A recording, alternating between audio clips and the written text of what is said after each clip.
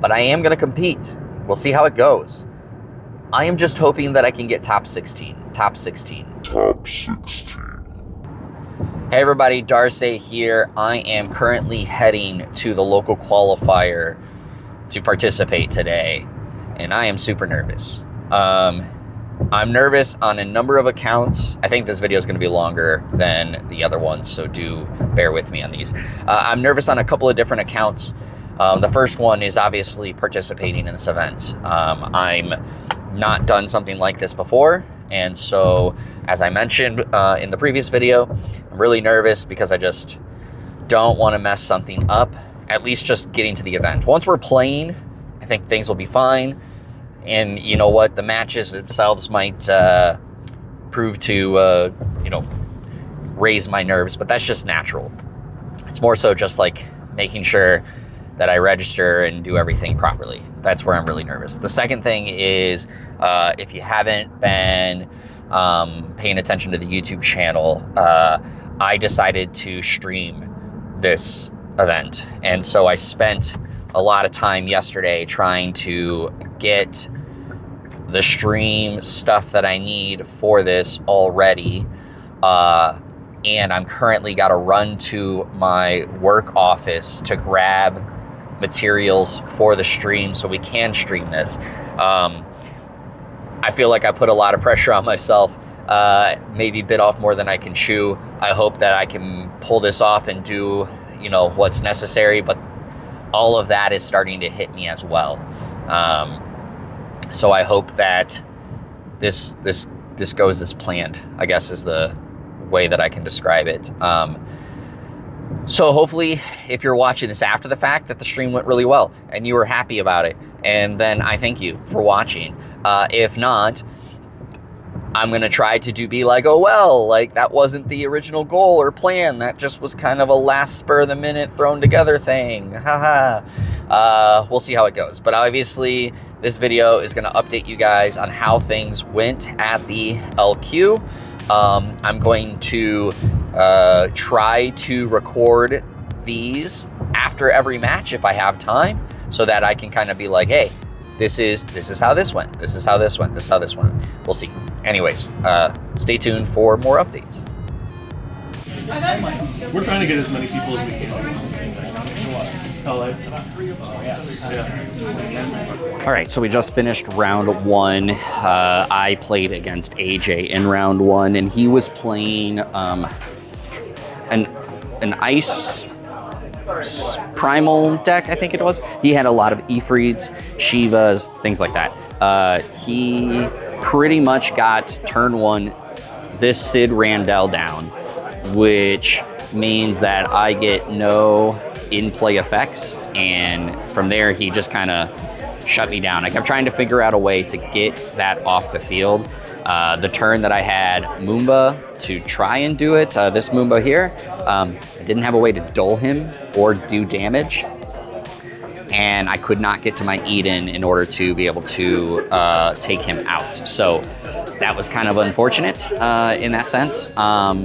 We are currently in the middle of, in between round 1 and 2. So I'm 0-1 at the moment, which is what I kind of expected. Again, I'm just trying to make top 16.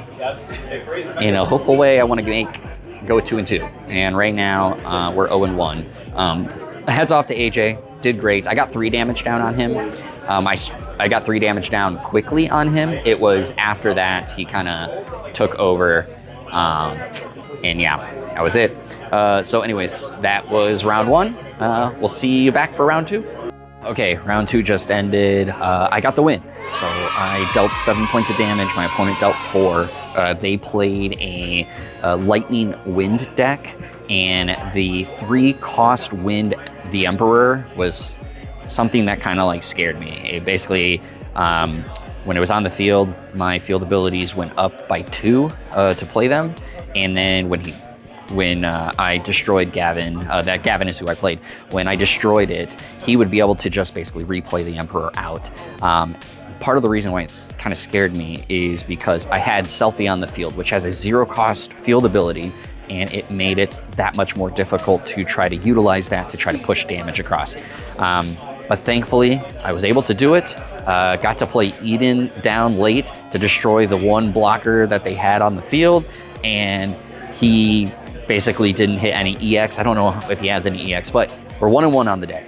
So that's great, because again, my goal is to try to hit top 16. We have 26 players, so I need to finish better than 10 of them. Getting a win gets me closer. So let's see if the smile sticks around for round 3. So obviously it's the next day, and I had wanted to record my reactions right after round 3, 4, and 5, but things got super busy, so I'm having to do it now. Now in round 3, I was paired against Charlie, again going into this 1-1. And my match against Charlie last time during the weekly, as you might remember in my week 2 video, it did not go well. I'll say honestly, I think I played it really well. Spoiler alert, I won. It was an extremely close game. Trying to take my learnings from the last time that I played Charlie and mold it into this. I was not trying to be too aggressive right away, trying to establish more of my backups than really getting a front line out, just in case that there was that Shantoto to come down. And we ended up actually going to time, but he did not have enough to push through the damage in his turn, and it passed back to me. And I was really contemplating conceding to Charlie, just because I did not know if I was going to be able to make it work. And then the answer kind of aligned, where I was going to be able to exhaust and remove characters from his board, which then opened up the pathway. And even Charlie said when I got to the point, he said, now you can, lock in and secure the game. And I ended up getting the win, and I was pumped. 2-1 after 3 rounds, and I was shaking. I was super nervous and adrenaline off of that match. I could not believe I pulled it off. But that's why I couldn't record, because we went to time, we went all the way to the end, and round 4 quickly turned around. So between trying to get ready for round 4, as well as managing the stream, which again was a lot of stress, if I'm being honest with myself, but we pulled it off. I go into round 4, and I was playing against G. G was playing with an Army of 1 deck, and as I had seen before, is that I kind of ran into various versions of this at this point. I still don't know the answers for it with my deck, but against G, I had the worst start that I could possibly have with my deck and could not recover at all. So starting hand, 0 backups. I mulligan, 0 backups again. And I end up having to basically overspend so much to dig to find a backup and get it on the field in my turn 1. And that, in hindsight, I don't know if I change how I approach that, but there is a part of me that goes, maybe I just eat the fact that I won't have a backup at first and have to just establish a front line and go that route. But I didn't. I did that, and G just really started to take a hold. I felt like I was stalling well enough from my knowledge I had learned from Eric of once the 6-cost lightning came down, I got my Kuja out, which I'll put the Kuja right here, and I kept doling Kuja to dole that 6-cost lightning to keep it on the field so that there wasn't a chance a new one could get played, but doing enough to try to avoid the discarding and breaking my cards and things of that nature. And I thought I was playing this pretty well. And then that's when I believe G played Golbez or X-Death. I can't remember which one it is. I will know once I see the card frame, and I'll make sure it's on screen. But whichever one this is, X-Death or Golbez, that's where I did not know how to answer it. And so I saw its effect of being able to dole it to break and remove one character, and then I had to remove something from my hand as well. So I tried to use Kuja to dole that, and I did, But of course, as I'm learning the game, and it makes sense, is the stack allowed him to just go ahead and use the effect before the character actually gets doled. So then the target to dole it technically isn't there anymore. It's already doled. And so yeah, he did that to break and remove my Kuja from the game. And that is basically where I could stall a little bit more using like Laguna to, get a dole break, which is what I ended up doing to try to get that X-Death off the field. But just, I didn't have the answers to really do much more. And of course, as I mentioned, is I didn't have the backups either. So it just slowly whittled down. I ended up losing 7 damage to 2. I could have technically have dealt 2 points of damage. I was planning to do that, but then I thought more and more about it of, if I can stall for 1 more turn, maybe I can turn this around. But as soon as I passed turn, I don't remember what G did, but G ended up being able to exhaust or dole both my my forwards, and then he dealt the point of damage he needed to win the game. So when that happened, then it was immediately almost right into round 5, the 5th and final round. Going into this round, I was ranked 15th. Remember, my goal was to get top 16. So that made me super nervous going into the final round, because it just meant that I had to win. If I wanted to get top 16, I had to win this game. And I played against an MBM deck. Main issues was I was trying to make sure that Pinello was not a problem, and Balthier. If those two could not get on the field or wouldn't be a problem, then I potentially get this game.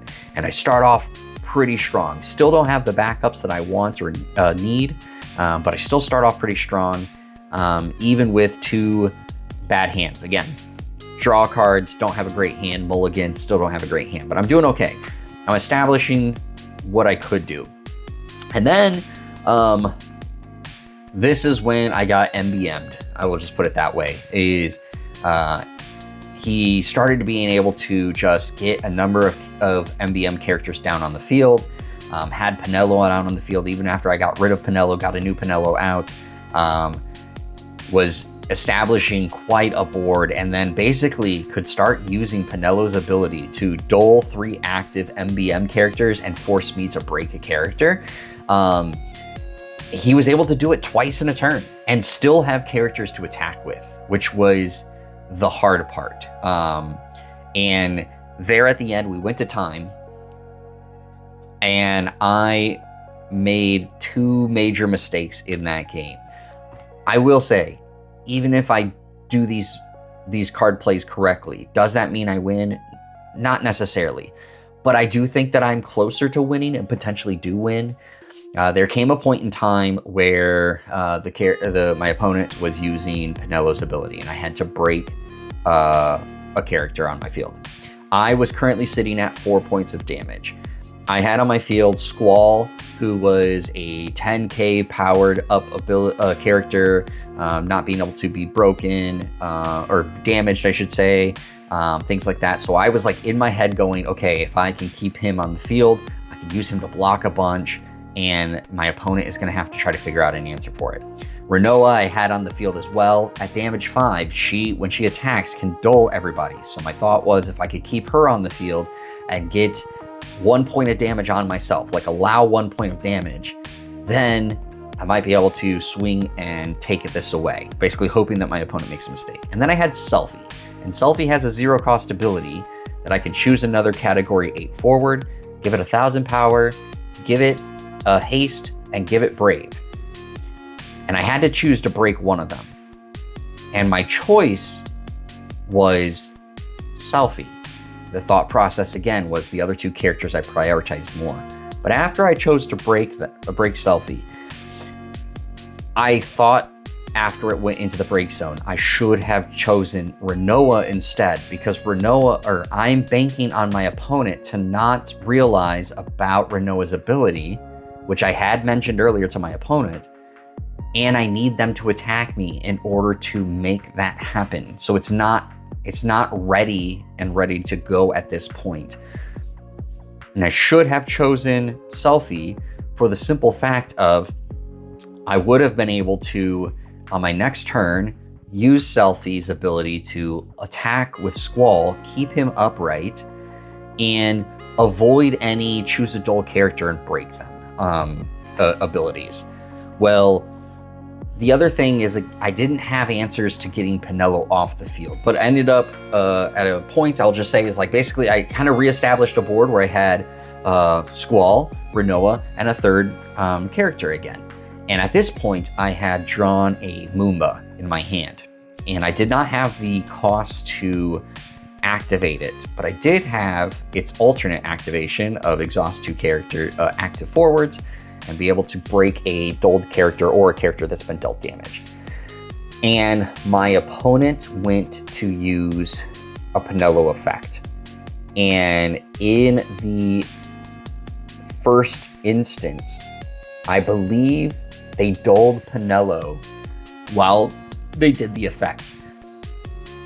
And in hindsight, as a new player, still trying to learn the stack, the fact that I could just use my summon at that time, even though one of my characters was targeted to be broken, that I could dull them at that point if I wanted to, I should have dulled 2 of my characters, broke Penelo, and then that would have opened up the door where I could potentially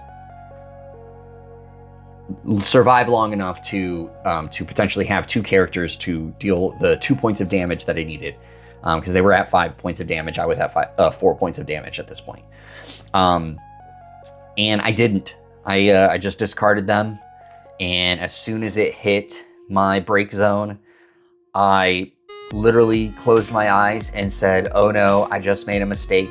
Can we rewind? Can we go backwards?" Our judge was off to my right-hand side, and my opponent obviously was in front of me. And my opponent was kind of in shock, was like, and the judge kind of turned his head, because technically speaking, it's at this point, it is up to my opponent to allow me. And I knew immediately, just based on those reactions, that it wasn't going to happen. So rather than, cry over spilled milk or try to, throw a fit, I just was like, no, actually, let's just move forward. I made the mistake. I need to live with it and learn from it. Let's just move forward. And so we did. And so during my turn, he got me to 5 points of damage.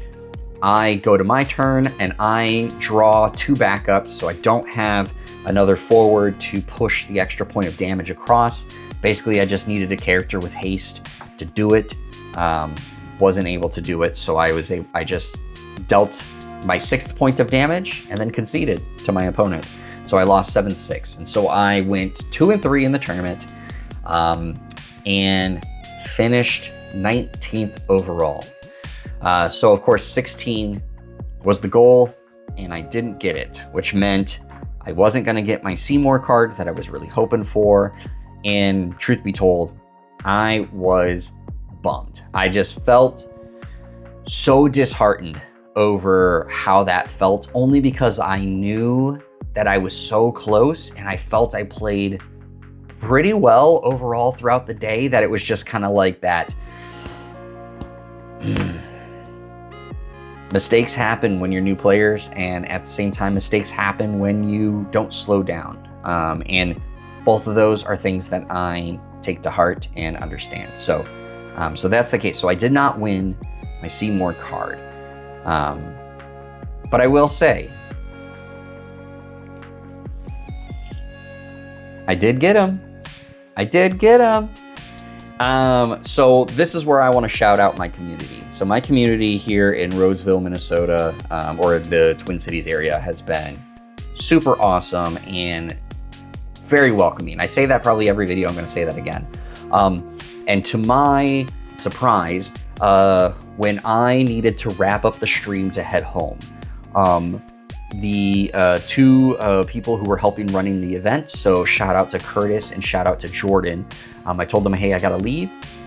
All of a sudden they go, hey, that's totally get it, I understand, but before you leave, we want to present you with these things as a thank you for streaming the event. So I actually, from that, ended up getting the Seymour card that I wanted. So amazing. I also got the top 8 card, Fran, which also, again, was not expecting this at all, so I cannot believe I got it. And I got the Self-Tuous top 4 card, which again, was not expecting. I was not getting top 4. That was beyond my wildest dream. I cannot believe I got these. So like, this was already like enough. But on top of it, which I think warmed my heart the most, and I hope if my community is watching it, if Jordan and Curtis are watching this, I want to thank you that this is actually probably the thing outside of the Seymour card that I'm most excited for, which was I actually got the local qualifier playmat.